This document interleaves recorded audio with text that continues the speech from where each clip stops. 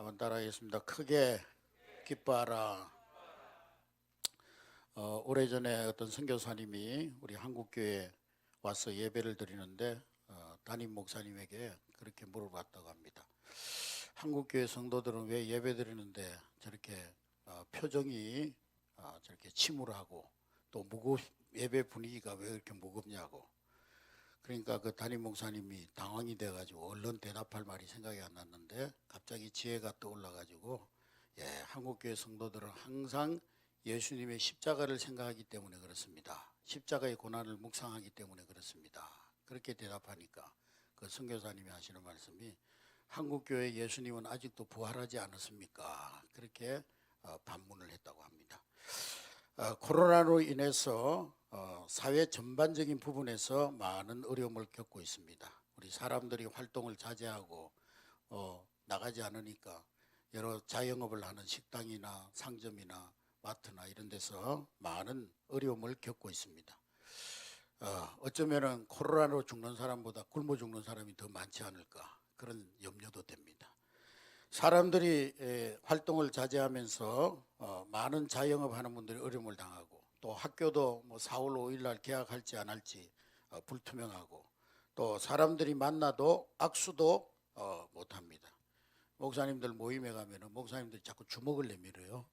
그래서 제가 차라리 발로 인사하자고 발로 인사했습니다만은 예수 믿는 우리와 예수를 모르고 살아가는 우리 주변의 사람들과 비교해 볼 때 가장 확실하게 다른 점이 있다면 그것이 무엇이겠습니까? 돈 많이 가지고 사는 걸까요? 많이 배우고 사는 걸까요? 건강일까요? 또 뭐 훌륭한 인격을 가진 것일까요? 사실 예수 안 믿는 분들 중에 우리보다 더 많이 가지고 더 많이 배우고 더 건강하고 그리고 더 인격적으로도 훌륭한 분들이 너무나 많습니다. 예수 믿으면서도 가난하게 살고 많이 배우지도 못하고 거기다가 성격까지 더러운 사람들이 얼마나 많습니까? 그러나 예수를 믿는 사람과 믿지 않는 사람을 비교해 보면 분명히 다른 점이 하나가 있는데 그 말하지 않아도 예수 믿는 사람과 믿지 않는 사람을 자연스럽게 구별시켜 주는 것이 바로 기쁨입니다. 예수 믿는 사람들의 마음속에는 세상 사람들이 가질 수 없는 기쁨이 있다는 거예요. 예수님을 영접한 사람들의 마음속에는 세상 사람들이 갖지 못한 신비로운 기쁨이 있는 것입니다. 설명할 수 없는 기쁨이 있는 것입니다. 그래서 오늘 베드로 선생님은 베드로 사도는 성도들을 향하여서 산 소망을 가진 자여 크게 기뻐하라 그렇게 말씀하고 있는 것입니다. 왜 크게 기뻐해야 하느냐? 첫째로는 하나님께서 우리에게 썩지 않는 산 소망을 주셨기 때문입니다. 예수 믿는 우리에게 허락된 그 산 소망은 주님이 우리를 위하여 하늘에 간직한 것이기 때문에 결코 영원히 썩지 않는 산 소망인 것입니다. 사라지지 아니하고 없어지지 아니하는 영원한 소망. 그렇기 때문에 산 소망을 가진 하나님의 자녀들은 하나님을 찬양하며 기뻐하라는 것입니다. 두 번째로 우리가 하나님을 찬양해야 하는 이유는 하나님이 우리를 보호하시기 때문입니다. 5절 말씀해 보니까 5절 다 같이 읽습니다. 시작. 너희는 말세에 나타내기로 예배하신 구원을 얻기 위하여 믿음으로 말미암아 하나님의 능력으로 보호하심을 받았느니라. 천지 만물을 창조하신 능력으로 마귀의 권세를 멸하신 그 능력으로 우리를 보호해 주시기 때문에 우리는 인생이 힘들고 어렵고 아무리 고난이 어려워도 하나님을 찬양하라는 것입니다. 인생의 방 가운데서 그리고 환난과 역경 가운데서도 하나님을 찬양하며 살아가야 된다는 것입니다. 고난 속에서도 하나님을 찬양할 수 있는 것은 산 소망을 가진 자의 특권이라는 것입니다. 이렇게 환난과 핍박 속에서도 기뻐하라 찬송하라 건면했던 베드로가 이제는 6절 말씀해 보니까 6절 다 같이 읽습니다. 6절 시작. 그러므로 너희가 이제 여러 가지 시험으로 말미암아 잠깐 근심하게 되지 않을 수 없으나 오히려 크게 기뻐 산 소망을 가진 자여 크게 기뻐하라 그랬습니다. 크게 기뻐한다는 말은 헬라어로 아갈리아스테라는 말인데 아갈리아스테라는 말은 미친 듯이 기뻐한다, 미친 듯이 뛰면서 기뻐한다. 그런 기뻐서 날뛴다. 그런 뜻이 있습니다. 여러분 기뻐서 날뛰어 본 적이 있습니까? 미친 듯이 기뻐해 본 적이 있습니까? 그게 바로 오늘 본문이 말하고 있는 크게 기뻐하라. 미친 듯이 날뛰며 기뻐하라. 미국의 몬타나주에서 건강을 찾던 사람들이 건강을 발견해 가지고 막 금을 갖다가 잔뜩 싣고 고향으로 돌아옵니다. 근데 너무 이 금을 많이 소유하고 오면서 기뻐 가지고 사람들이 서로 기뻐하면서 즐거워하는데 그 가운데 리더가 그런 말을 합니다. 우리가 지금 금을 캐 가지고 가는데 동네 사람들한테 금을 캐왔다고 그러면은 동네 사람들이 훔쳐갈지도 모르고 또 동네 사람들이 시기할 줄도 모르니까 절대로 우리가 금을 캐고 왔다고 말하지 말라고 비밀에 붙이자고. 그러고 와서는 아무도 금을 캤다는 말을 하지 않고 비밀에 붙이고 살았습니다. 그런데 동네 사람들이 며칠이 지나자 그렇게 얘기하는 거예요. 당신들 금 발견했죠? 금을 캐고 왔죠? 그렇게 물었다는 것입니다. 누가 말하던데요? 그러니까 마을 사람들이 대답하기를 아무도 얘기한 사람이 없어. 그러나 당신들의 얼굴이 그것을 말하고 있어. 그랬다는 것입니다. 무신론자 니체는 기독교인들을 향해서 그렇게 말했습니다. 기독교인들이요, 당신들이 정말 살아계신 하나님을 믿는다면 여러분들의 표정을 통해서 하나님 살아계심을 말하시오. 그랬다는 것입니다. 베드로전서 8장 말씀해 보니까 이 기쁨, 크게 기뻐하는 이 기쁨을 2중 3정으로 표현하고 있습니다. 8절 다 같이 읽습니다. 시작. 예수를 너희가 보지 못하였으나 사랑하는도다. 이제도 보지 못하나 믿고 말할 수 없는 영광스러운 즐거움으로 기뻐하니. 베드로는 이 기쁨을 말할 수 없는 기쁨이라. 그래서 말할 수 없다는 것은 인간의 말로는 설명할 수 없는, 사람의 언어로 표현할 수 없는, 너무 그 기쁨의 차원이 높아서 우리 인간의 언어로는 도무지 설명할 길이 없는 기쁨이라는 것입니다. 아무리 언어를, 세상의 모든 언어를 다 동원해도 설명 불가능한 그런 기쁨이라는 거예요. 여러분, 자녀를 향한 어머니의 그 눈물을 어떻게 설명할 수 있겠습니까? 누가 그 자녀들을 위해서 흘리는 그 어머님의 고귀한 눈물을 연분이라고, CACL이라고 그렇게 말할 수가 있겠습니까? 이처럼 기쁨에는 말할 수 없는 기쁨이 있습니다. 오늘 베드로는 이 기쁨을 영광스러운 즐거움이라 그랬습니다. 영광스러운 즐거움. 하나님의 영광을 덧입음으로써 오는 신적인 기쁨을 말하는, 세상의 기쁨이 아닌 하늘로부터 오는 천상의 기쁨을 말하는 것입니다. 예수 안에 있는 기쁨을 말하는 것입니다. 그래서 예수님은 이 땅에서 기도하실 때 자신 안에 있는 이 기쁨을 제자들에게 충만히 가질 수 있기를 위해서 기도하셨습니다.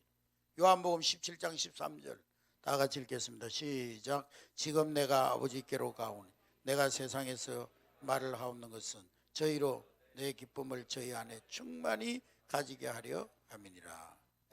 예수님은 제자들의 마음속에 이 하늘의 기쁨이 충만하기를 원하셨던 것입니다. 여러분, 이 기쁨은 언제 시작되었습니까? 8절 말씀해 보니까 8절 우리 다 같이 읽습니다. 시작.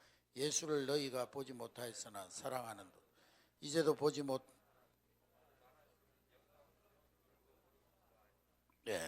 오늘 말씀해 보니까 이 기쁨이 오늘 본문 8절에 이제도 보지 못하나 믿고 말할 수 없는 영광스러운 즐거움으로 기뻐한다 그랬습니다. 이 기쁨은 믿음으로 말미암아 시작됐다는 거예요. 오늘 베드로 사도가 보낸 이 교회 성도들은 그들은 예수님을 보지 못했지만은 믿었습니다. 그리고 그 예수님을 믿을 때에 그들은 말할 수 없는 기쁨, 영광스러운 즐거움으로 기뻐하는 삶을 살게 되었다는 것입니다. 할렐루야. 그건 오늘 우리가 말하는 어떤 그런 단순한 기쁨이, 해피니스 이런 기쁨이 아닌 것입니다. 코미디 빅리그를 보다가 즐거워하고 개그 콘서트 보면서 웃는 그런 웃음과는 전혀 다른 기쁨인 것입니다. 어느 교회 단기 선교팀이 외국에 가서 단기 선교를 하는데 그 교회 어린 소녀가 단기 선교팀에게 그렇게 얘기하더라는 거예요. 여러분들은 참 좋겠다고, 한국에서 왔다 그러니까 여러분 참 좋겠다고. 왜 그러냐 그러니까 여러분들은 BTS하고 같은 하늘 밑에 사니까 얼마나 좋냐고. BTS가 뭔지 모르시죠 여러분? 방탄소년단. 얼마나 외국 소녀들이 방탄소년단을 좋아하고 사모하면 그런 말까지 하겠습니까? 하나님의 사람이 주님 안에 있는 말할 수 없는 영광스러운 기쁨, 하늘의 기쁨을 누리고 살아야지 뭐 방탄소년단하고 같은 하늘 아래 사는 기쁨으로 살려고 한다면 그게 어찌 되겠습니까? 사랑하는 성도 여러분, 오늘 본문이 말하는 기쁨은 믿음을 가진 자만이 누릴 수 있는 기쁨인 줄로 믿습니다. 예수 믿는 사람만이 누릴 수 있는 기쁨인 줄로 믿습니다. 말로 표현할 수 없는 신비한 기쁨인 줄로 믿습니다. 하나님의 영광을 덧입음으로만 누릴 수 있는 천상의 기쁨인 것입니다. 다른 말로 하면 예수 안 믿는 사람들은 상상도 못하는, 상상할 수 없는 우리에게만 있는 기쁨, 구원받은 하나님의 자녀들에게만 있는 기쁨인 것입니다. 그렇기 때문에 오늘 예수 믿는 우리와 예수 믿지 않는 사람들 가장 확실하게 구별시켜주는 것이 바로 이 기쁨인 줄로 믿습니다. 한국의 슈바이처 장기료 박사가 80세가 되는 그 생일을 맞이하면서 평생을 자기가 한국의 슈바이처로서 어려운 사람들을 고쳐주고 병을 고쳐주고 헌신하며 살다가 80세 생일을 맞이했는데 자기 생애에 있어서 몇 가지 기쁨에 대해서 얘기하기를 자기가 첫 번째로 기뻐한 것은 결혼하고 나서 아들을 낳았을 때 하나님이 그 선물로 주신 아들을 바라볼 때 천하를 얻은 기쁨이었다는 거예요. 두 번째로는 일제 치하에서 송기정 선수가 일장기를 달고 마라톤에 참여했다가 골인 지점에 들어올 때 1등으로 돌아오면서 그 일장기를 찢어버리고 태극기를 들고 그 골인점을 들어오는 그 모습을 보면서 그렇게 기쁠 수가 없더라는 것입니다. 그러나 예수님을 구주로 믿고 죄를 회개하고 하나님 앞에 제사함을 받았다는 이 확신을 가졌을 때 그 기쁨과 그 앞에서 말한 두 가지 기쁨과 비교하면 말로 비교할 수 없는 그런 기쁨이더라는 것입니다. 앞에서 얘기한 두 가지의 기쁨은 예수 믿고 구원받은 그 기쁨에 비교하면 하찮은 기쁨이더라는 것입니다. 아들을 낳았을 때의 기쁨도, 송기정 선수가 마라톤에서 우승을 하였을 때의 기쁨도 예수 믿고 죄사함 받은 기쁨에 비교하면 아무것도 아니더라는 거예요. 사랑하는 성도 여러분, 우리 주님은 누구든지 겸손하게 나와 주님 나는 죄인입니다 고백하기만 하면 주님 내 마음에 들어와 주시옵소서, 고백하기만 하면 남녀노소를 불문하고 하나님 자녀되는 기쁨을 우리에게 허락해 주실 줄로 믿습니다. 이 기쁨은 남녀노소 차별이 없습니다. 예수 안에 있는 자는 누구나 누릴 수 있는 기쁨이에요. 많이 배우지 못했을지라도, 육신의 부모에게 버림을 당했을지라도, 사업에 실패한 사람일지라도, 실직을 당해서 당장 먹고 살 것이 막막한 사람일지라도 예수 믿기만 하면 누릴 수 있는 기쁨, 그것이 바로 말할 수 없는 영광의 기쁨인 줄로 믿습니다. 이 말할 수 없는 영광의 기쁨은 바로 예수를 믿음으로 말미암아 시작되는 줄로 믿습니다. 오늘 우리 한례교회 성도들 여러분 가운데 이러한 기쁨이 있습니까? 오늘 우리에게 이런 기쁨이 주어졌음에도 불구하고 아직 이 기쁨을 누리지 못한다면 얼마나 억울하고 비정상적인 것입니까? 베드로는 오늘 말씀을 통해서 왜 우리가 기뻐하는 삶을 살아야 되는지 말씀하고 있는데, 베드로는 우리에게 시험과 환난이 없기 때문에 기뻐하라 그런 말을 하지 않았어요. 베드로는 기쁨을 언급하기 전에 이 땅에 사는 주의 백성들에게 갖가지 시험이 있을 수 있음을 말합니다. 6절에 보니까 6절 우리 다 같이 읽습니다. 시작. 그러므로 너희가 이제 여러 가지 시험으로 말미암아 잠깐 근심하게 되지 않을 수 없으나 오히려 크게 기뻐하는도다. 할렐루야. 시험에는 여러 가지 시험이, 템테이션이라고 미혹, 유혹, 마귀가 우리를 넘어뜨리려고 주는 시험이 있어요. 또 하나님이 우리의 믿음을 시험하는 테스트가 있어요. 테스트. 또 우리를 하나님께서 연단시키기 위해서, 훈련시키기 위해서 주시는 시험이 있어요. 트레이라고 하는 그런 시험이 있습니다. 트레일이라는 시험이 있는데요, 유혹의 시험이 있고 하나님이 우리를 테스트하는 시험이 있고 하나님이 우리를 트라이하는 시험이 있는데, 오늘 이 본문에서 말하는 시험은 하나님께서 우리에게 믿음의 연단을 주시기 위해서 주시는 시험을 말하는 것입니다. 반면에 유혹이라고 하는 것은 사단이 우리를 믿음을 빼앗고 넘어뜨리려고 사용하는 여러 가지 형태의 미혹과 유혹을 말합니다. 그런데 하나님께서는 이 시련을 우리에게 주실 때 신앙 성숙이라는 분명한 목적을 가지고 하나님께서 우리에게 이런 시련을 주시는 것입니다. 그런데 하나님이 주시는 이 시련에도 아픔과 고통이 있습니다.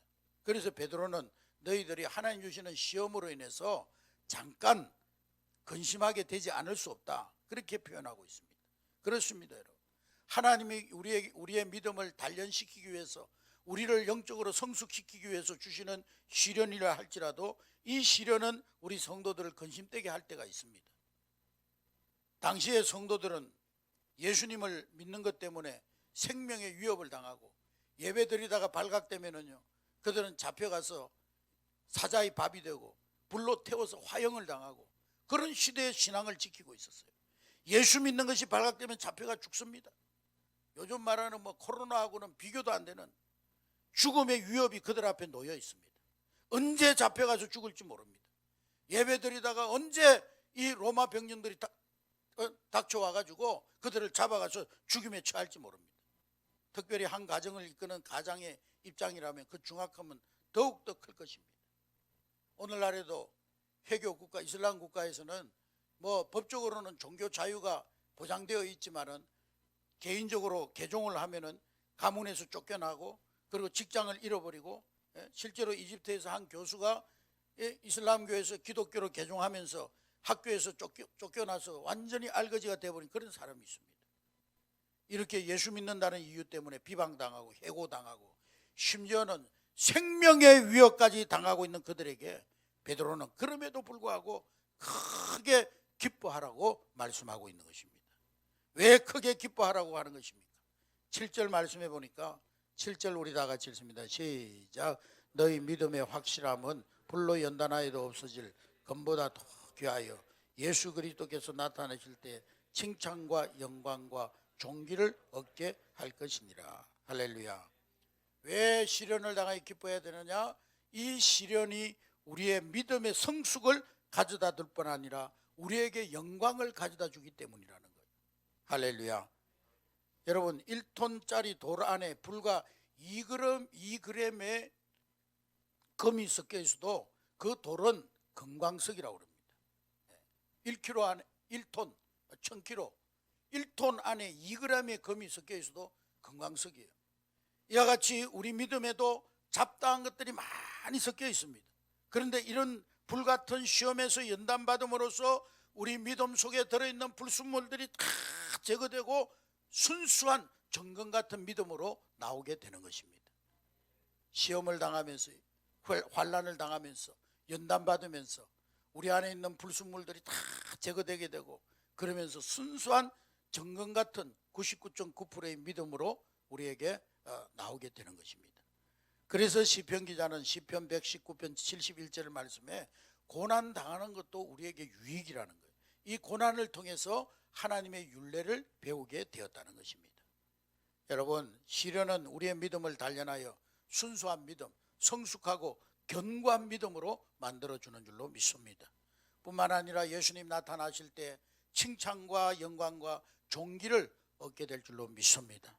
사랑하는 성도 여러분, 하나님 주시는 시련은 영원하지 않습니다. 하나님 주시는 시련은 잠깐입니다. 잠깐 우리로 하여금 근심하게 만듭니다.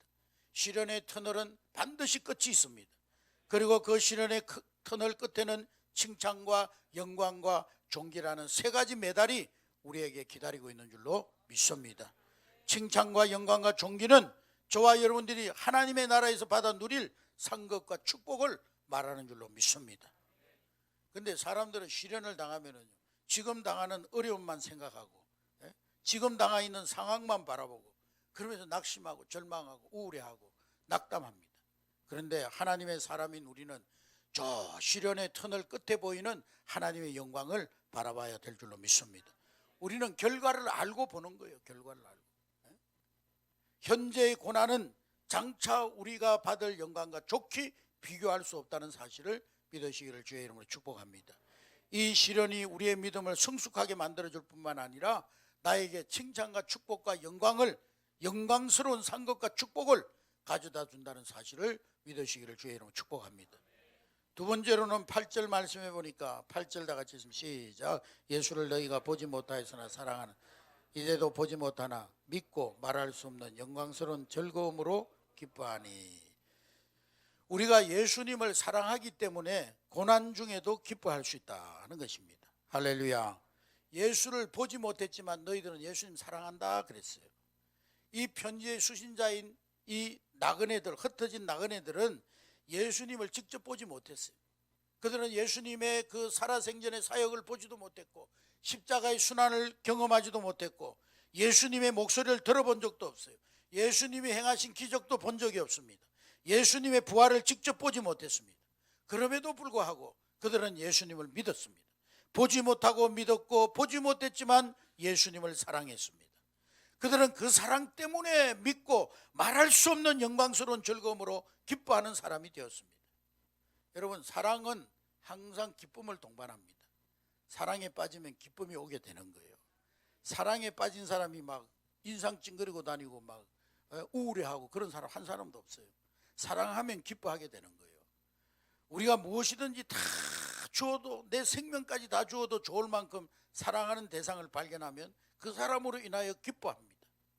자녀를 키워본 부모님들, 어린아이가 엄마 아빠 얼굴을 알아보고 빵긋빵긋 웃고 그러면 말을 배워가지고 엄마 아빠 그러면 얼마나 좋아합니까? 손주 손녀들 바라볼 때 여러분 얼마나 좋아요. 좋아서 미칠 것 같잖아요. 직장에서 돌아오면 아빠 앞에서 온갖 재롱을 부리고, 그런데 그런 자녀들을 보면서 손녀 손녀를 보면서 막 성질내는 사람 아무도 없어요. 얼마나 기뻐하는지 정신을 막 잃어버려요. 왜 그러냐? 사랑하기 때문에. 사랑하기 때문에. 그럼 오늘 여러분들 얼마나 주님을 사랑하십니까? 예수님을 위해서라면은 무엇이든지 다 희생해도 조금도 손해봤다는 생각을 가지지 않을 만큼 주님을 사랑하십니까, 여러분? 여러분을 위해서 이 땅에 인간의 몸을 입고 찾아오신 주님, 그 주님을 사랑하시기 바랍니다. 여러분의 모든 죄와 허물을 대신 짊어지시고 십자가에 달려 죽으심으로 우리의 모든 죄값을 지불하신 그 주님을 사랑하시기 바랍니다. 나에게 영원한 생명을 주셔서 새로운 피조물이 되게 하신 그 주님을 사랑하시기 바랍니다. 사단은 밀가부르듯이 우리를 넘어뜨리려고 청구하지만 지금도 내가 믿음에 떨어지지 않도록 하나님 보좌 우편에서 나를 위해 기도하시는 그 주님을 사랑하시기를 주의 이름으로 축복합니다. 여러분이 주님을 사랑하는 만큼 주님 안에 있는 말할 수 없는 영광스러운 기쁨을 누리게 될 줄로 믿습니다. 오늘 우리 주변에 있는 사람들 보면은 뭐 때문에 기뻐하고 살아갑니까? 크게 기뻐하고 살아가는 이유가 뭡니까? 돈 있는 사람 뭐 크게 기뻐하며 살아갑니까, 여러분? 뭐 신앙생활 오래 한 사람? 교회에서 뭐 높은 직분을 가진 사람? 아니요. 누구보다도 예수님을 사랑하는 사람입니다. 마음과 뜻과 성품을 다해 예수님을 사랑하는 사람, 그런 분이 기뻐하며 살아가는 거예요. 크게 기뻐, 환경과 상황에 관계없이 크게 기뻐하며 살아가는 줄로 믿습니다. 저는 우리 한국교회 성도들이 예수님을 뜨겁게 사랑함으로 그 주님 안에 있는 기쁨을 크게 누리며 살아가는 여러분 될 수 있기를 주의 이름으로 축복합니다.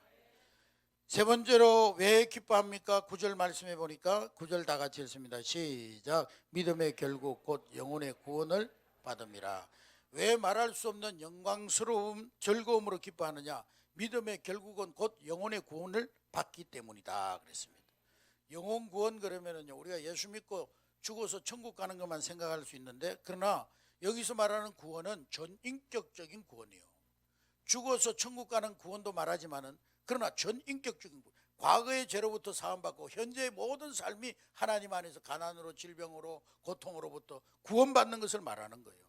그러니까 믿음의 결과인 영혼의 전인격적인 구원을 받았기 때문에 말로 다 표현할 수 없는 그 영광스러움으로 즐거움으로 기뻐하는 거예요. 여러분, 우리가 이 세상에서 구원받은 것만큼 중요한 것 아무것도 없습니다.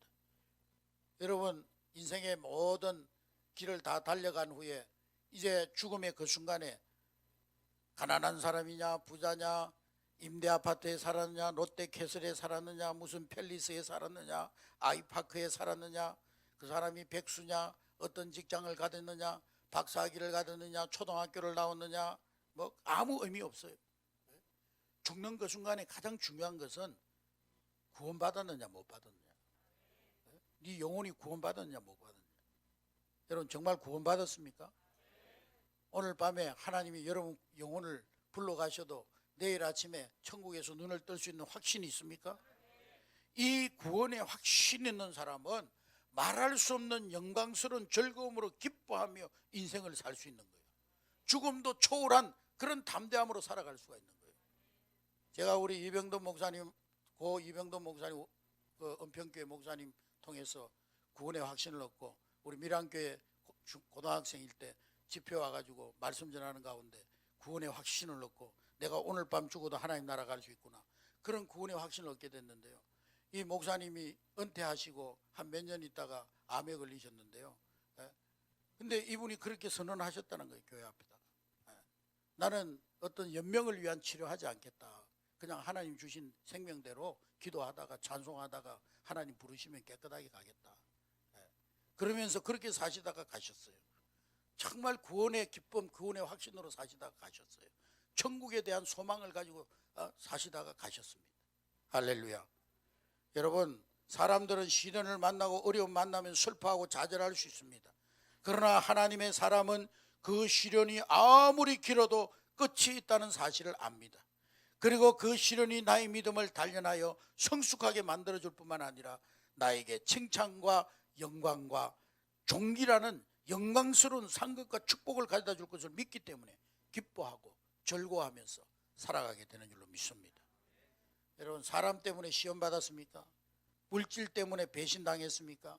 말할 수 없는 억울한 문제를 가슴에 품고 화병이 났습니까? 상상할 수 없는 오해를 받고 있습니까?